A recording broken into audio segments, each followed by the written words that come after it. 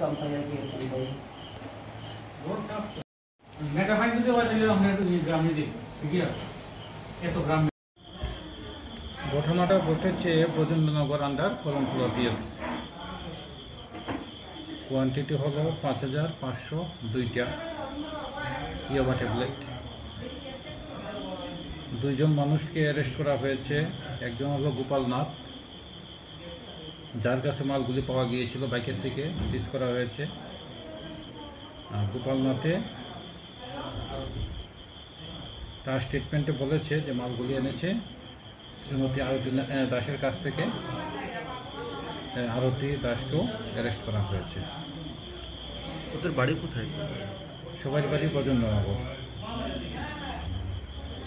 কত টাকা মানে এক একটা ট্যাবলেট প্রায় 500 টাকার মতো বিক্রি হয় প্রচুর টাকা কত 500 ইন্টু 5000 সিজ করা হয়েছে